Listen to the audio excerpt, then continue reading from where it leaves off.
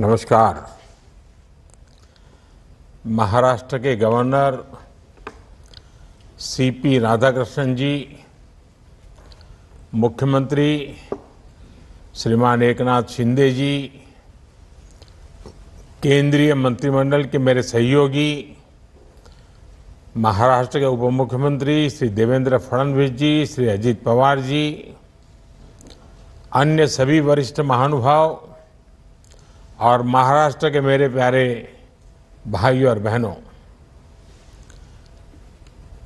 महाराष्ट्रातील सर्व शिवप्रेमी बंधू भगिनींना माझा नमस्कार। आज महाराष्ट्र को 10 मेडिकल कॉलेज की सौगात मिल रही है।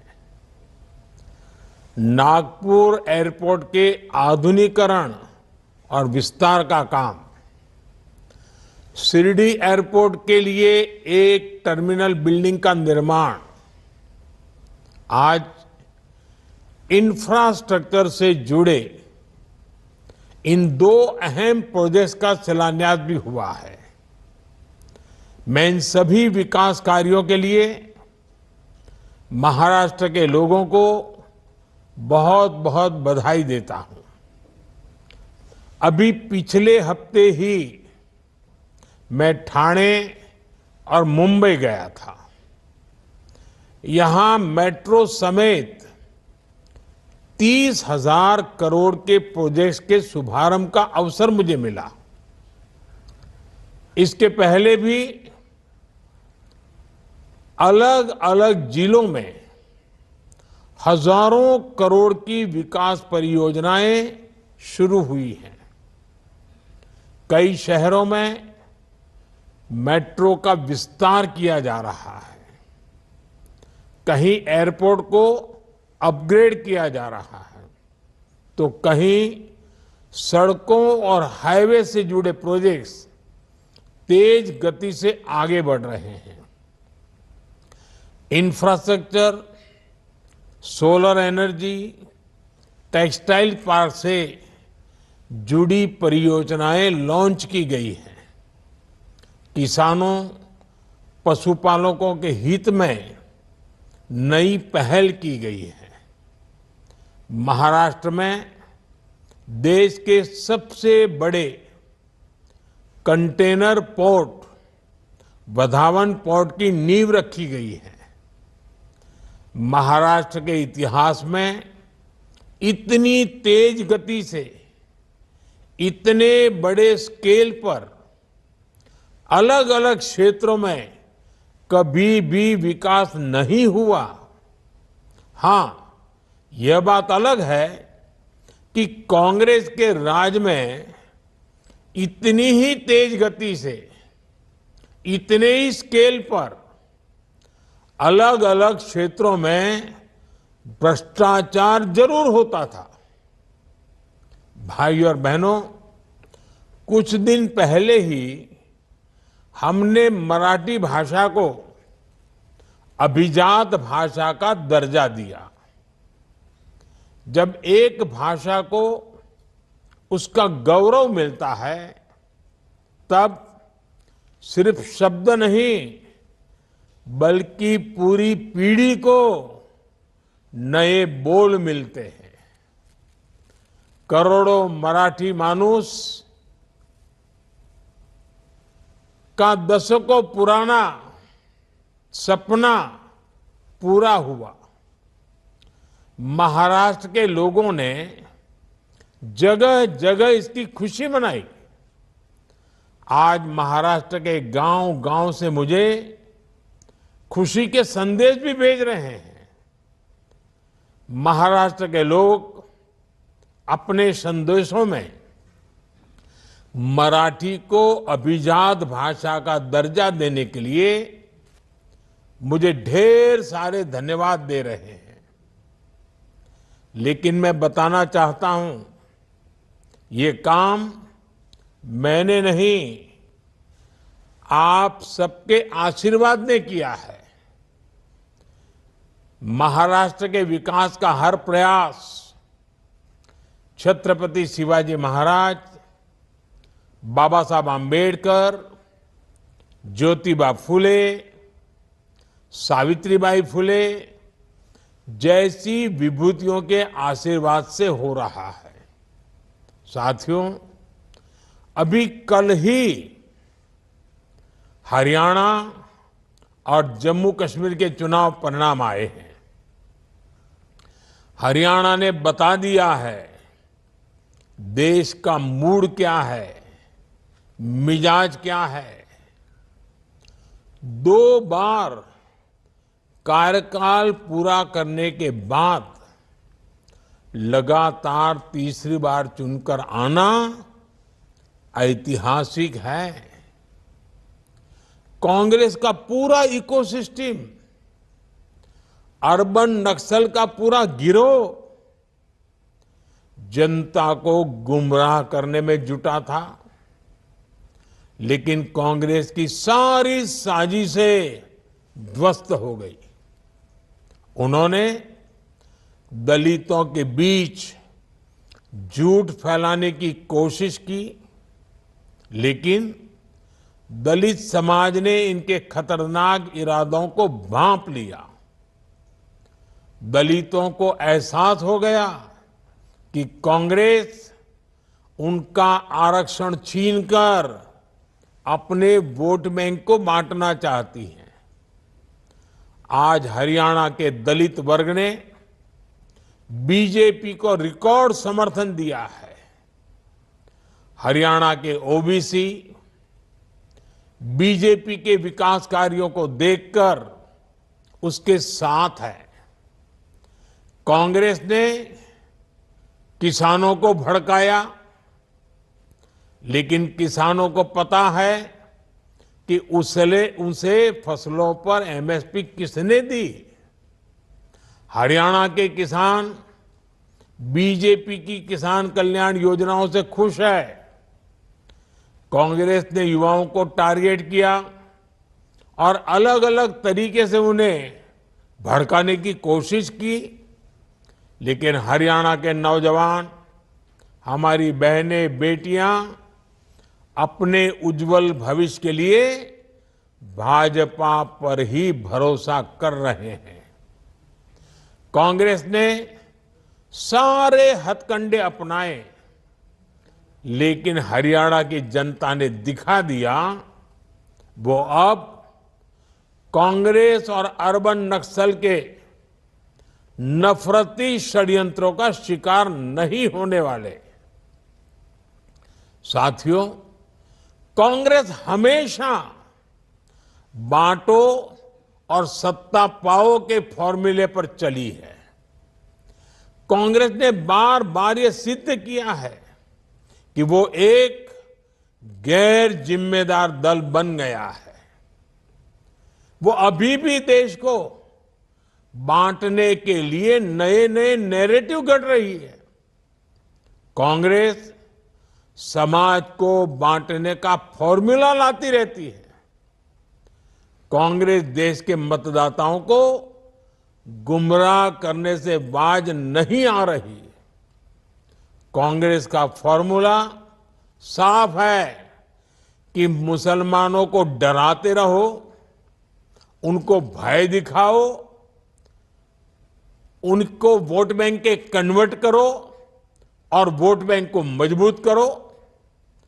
कांग्रेस के एक भी नेता ने आज तक कभी नहीं कहा कि हमारे मुस्लिम भाई बहनों में कितनी जातियां होती हैं।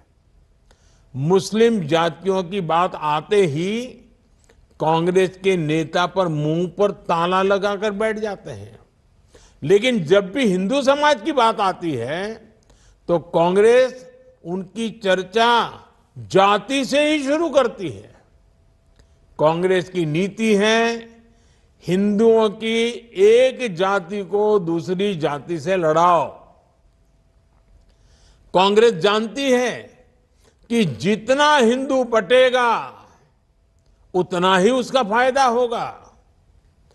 कांग्रेस किसी भी तरीके से हिंदू समाज में आग लगाए रखना चाहती हैं ताकि वो उस पर राजनीतिक रोटियां सेकती रहें। भारत में जहां भी चुनाव होते हैं वहां कांग्रेस यही फॉर्मूला लागू करती है। अपना वोट बैंक पक्का करने के लिए कांग्रेस समाज में जहर घोलने के हर हथकंडे अपना रही है।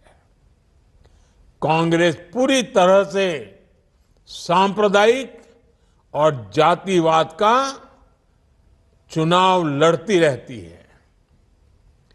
हिंदू समाज को तोड़कर उसे अपनी जीत का फॉर्मूला बनाना, यही कांग्रेस की राजनीति का आधार है।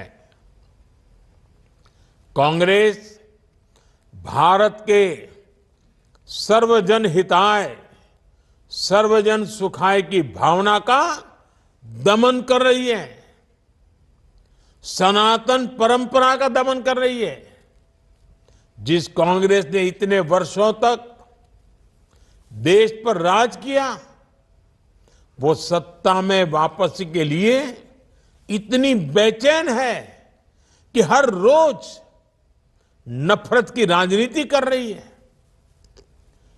कांग्रेस की पुरानी पीढ़ी के नेता भी बेबस है, असहाय है कि उनकी इस पार्टी की क्या स्थिति हो गई है। कांग्रेस की ये स्थिति होने वाली है। कांग्रेस नफरत फैलाने की सबसे बड़ी फैक्ट्री बनने वाली है। ये गांधी जी ने आजादी के बाद ही समझ लिया था। इसलिए ही गांधी जी ने कहा था कि कांग्रेस को खत्म कर देना चाहिए। कांग्रेस खुद खत्म नहीं हुई, लेकिन आज देश को खत्म करने पर तुली हुई है। इसलिए हमें सावधान रहना है, सतर्क रहना है। साथियों, मेरा पक्का विश्वास है, समाज को तोड़ने की आज जो कोशिश हो रही है, ऐसी हर साजिश को महाराष्ट्र के लोग नाकाम करके रहेंगे। महाराष्ट्र के लोगों को देश के विकास को सर्वोपरि रखते हुए एकजुट होकर बीजेपी महायुति के लिए वोट करना है। हरियाणा तर भाजपा जिंकली, आता महाराष्ट्रात यापेक्षा मोठा विजय मिलवायचा आहे। साथियों, पिछले 10 वर्ष में हमने देश के विकास के लिए आधुनिक इंफ्रा बनाने का एक महायज्ञ शुरू किया है। आज हम सिर्फ बिल्डिंग नहीं बना रहे हैं, हम एक स्वस्थ और समृद्ध महाराष्ट्र की नींव रख रहे हैं। एक साथ 10 नए सरकारी मेडिकल कॉलेजों की शुरुआत, ये केवल 10 नए संस्थानों को तैयार करना नहीं है, ये लाखों लोगों के जीवन को बेहतर बनाने का महायज्ञ है। ठाणे, अंबरनाथ, मुंबई, नासिक, झालना, बुल्ढाणा, हिंगोली, वाशिम, अमरावती, भंडारा और गढ़चिरौली, ये मेडिकल कॉलेज इन सभी जिलों में और आसपास के क्षेत्रों में लाखों परिवारों की सेवा का केंद्र बनेंगे। इनके चलते महाराष्ट्र में 900 मेडिकल सीटें बढ़ रही है। अब महाराष्ट्र में मेडिकल सीटों की संख्या लगभग 6000 हो जाएगी। इस बार लाल किले से देश ने संकल्प लिया है कि मिडिल क्लास में मेडिकल लाइन में 75,000 नई सीटें जोड़ी जाएगी। आज का ये आयोजन इसी दिशा में भी बड़ा कदम है। साथियों, हमने मेडिकल शिक्षा को सुलभ बनाया है। इससे महाराष्ट्र के युवाओं के लिए नए अवसरों के दरवाजे खुल गए हैं। हमारे गरीब और मध्यम वर्ग के ज्यादा से ज्यादा बच्चे डॉक्टर बने, उनका सपना पूरा हो, ये हमारी सरकार की प्राथमिकता है। एक समय में इस तरह की पढ़ाई के लिए मातृभाषा में किताबें ना होना भी बड़ी चुनौती थी।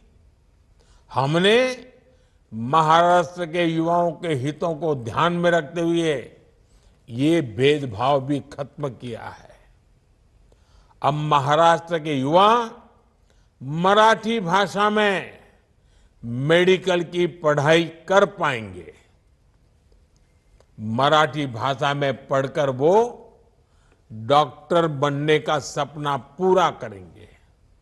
साथियों, जीवन को आसान बनाने का हमारा प्रयास गरीबी के खिलाफ लड़ाई का बहुत बड़ा माध्यम है।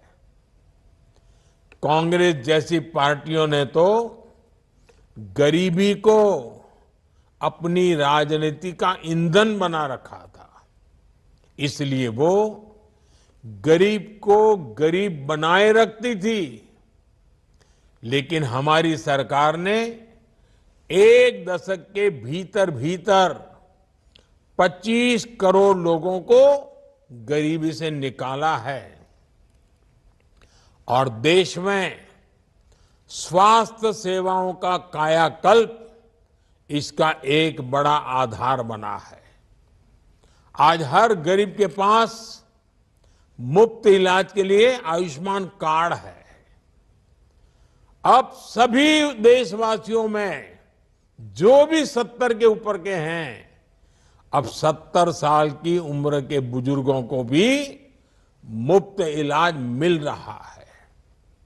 जन औषधि केंद्रों पर बेहद कम कीमत पर जरूरी दवाइयां मिल रही है।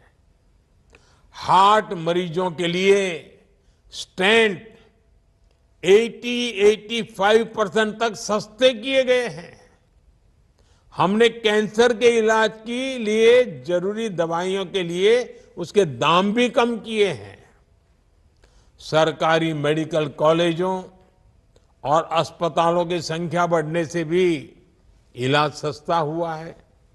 आज गरीब से गरीब देशवासी को मोदी सरकार ने सामाजिक सुरक्षा का मजबूत कवच दिया है।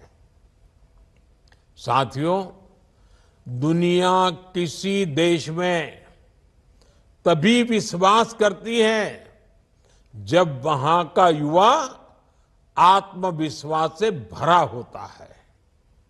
आज युवा भारत का आत्मविश्वास भारत के उज्जवल भविष्य की नई कहानी है। दुनिया के बड़े बड़े देश आज भारत को मानव संसाधन के बड़े केंद्र के रूप में देख रहे हैं। हमारे युवाओं के पास पूरी दुनिया में शिक्षा, स्वास्थ्य से लेकर सॉफ्टवेयर तक हर क्षेत्र में अपार अवसर है। इसलिए हम अपने युवाओं को ग्लोबल स्टैंडर्ड के मुताबिक स्किल्ड बना रहे हैं। आज हम महाराष्ट्र में विद्या समीक्षा केंद्र जैसे प्रकल्प भी शुरू कर रहे हैं। आज हमने मुंबई में इंडियन इंस्टीट्यूट ऑफ स्किल्स का शुभारंभ भी किया है। इसमें युवाओं को फ्यूचर ओरिएंटेड ट्रेनिंग मिलेगी, उनके टैलेंट को बाजार की डिमांड के मुताबिक आगे बढ़ाया जाएगा। हमारी सरकार ने युवाओं को पेड इंटर्नशिप देने की शुरुआत भी की है। भारत के इतिहास में पहली बार इस तरह की पहल हुई है। अब युवाओं को 5,000 रुपये इंटर्नशिप के तौर पर मिलेंगे। मुझे खुशी है कि हजारों कंपनियां इस अभियान में जुड़ने के लिए युवाओं को इंटर्नशिप में मदद करने के लिए रजिस्ट्रेशन करा रही है। इस पहल से युवाओं की नींव मजबूत होगी, उनको नया अनुभव मिलेगा और उनके लिए नए अवसरों की राह आसान होगी। भाइयों और बहनों, युवाओं को लेकर भारत जो प्रयास कर रहा है, उसके परिणाम भी लगातार सामने आ रहे हैं। आज हमारे एजुकेशन इंस्टीट्यूट्स दुनिया के टॉप इंस्टीट्यूट्स की बराबरी कर रहे हैं।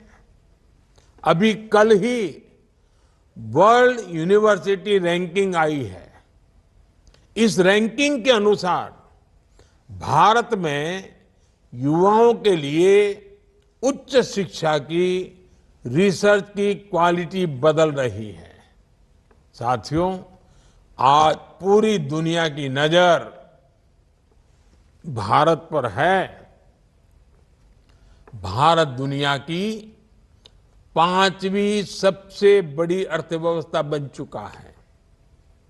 अब ग्लोबल इकोनॉमी का फ्यूचर भारत से जुड़ा हुआ है। भारत की ये आर्थिक प्रगति नए अवसरों को लेकर आ रही है।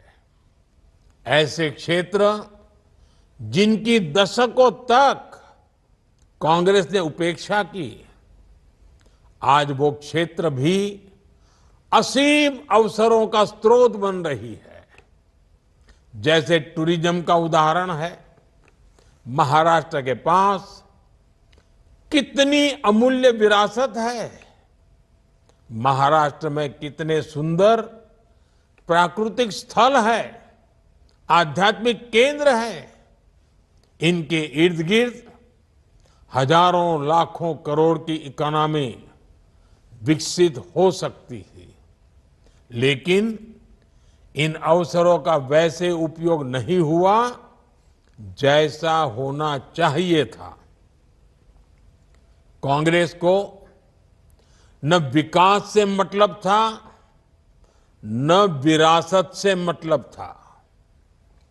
हमारी सरकार में विकास भी है, विरासत भी है। हम अपने समृद्ध अतीत से प्रेरणा लेकर उज्जवल भविष्य का निर्माण कर रहे हैं।